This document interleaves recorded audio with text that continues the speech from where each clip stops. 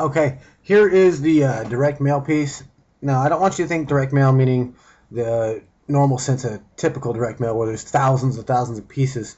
This is a personal direct mail piece, and it is a type of the dollar letter. And if you've been following any of my products, you know I'm a big fan of dollar letter. Simply put, because it works. It's honestly, out of all the direct mail pieces I've ever used, the dollar letter is the highest converting, period. Because if you follow the formula, attention, interest, desire, and action, attention is the most important part. So what you want to do, well, before attention, you have to get it opened. So first, we're going to start with how you structure this. Now, we're sending this out on Friday, and then possibly Saturday, if you have one of them places that's open on Saturdays and you want to overnight mail it, don't overnight mail it. You want this thing to be delivered on Monday. So when you're choosing how you want to ship it, be careful how you do it. Make sure this thing ends up there on Monday. Okay? Now, also, I typically use priority mail, and I hand write the addresses and the names and everything. That way it gets opened and it gets delivered, and people open handwritten stuff because they know someone took the time to send it to them. So handwrite those things. Now, here's a dollar letter, and it follows IDA perfectly.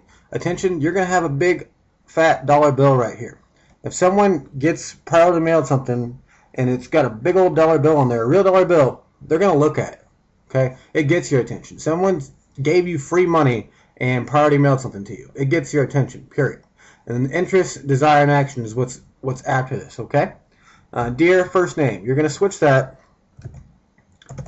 sorry, whoever you're going after here, either Mike Klein or John O'Brien. I believe we're typically going after John O'Brien on this example that I'm going through here. So you switch that to Dear John, and then interest, desire, action. The question is obvious, and it is. There's a big dollar stuck on this thing. What the heck for? As you can see, I've attached a crispy buck to the top of this letter. You are wondering why in the world I've done this. Yes, you want to get in their head with copywriting. You want to get in their head, and yes, that's exactly what they're wondering. Then you answer this. Interest. And then I go on to answer it, reasons why, and it's good eye candy, and we're talking about saving them money, so it's appropriate. That's the interest. And then you get into desire. I see companies like you're making the same mistakes over and over again. Desire, they don't want to get the mistakes. You gotta put it in there that this is gonna hurt them if they don't take your service. It's part of copywriting. Okay, make them read down through the letter. Okay, and you can use pretty much this letter verbatim. Okay, I've made it to where everything is cut and paste. Then down here, the way this works here is it's a powerful sequence, and you show them that sequence in this letter. Now, have an extremely powerful and coordinated sequence. It says it right there. To make any real return on what you spend on your marketing, your business digitally, you must have a powerful sequence. For example, today you received multiple communications from me across many different platforms. You get this letter, and then you put here the name of the hiring manager.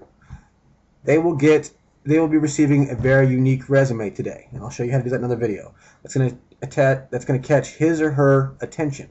Now, where you get this name of the hiring manager is right back on Manta, where you get everything else.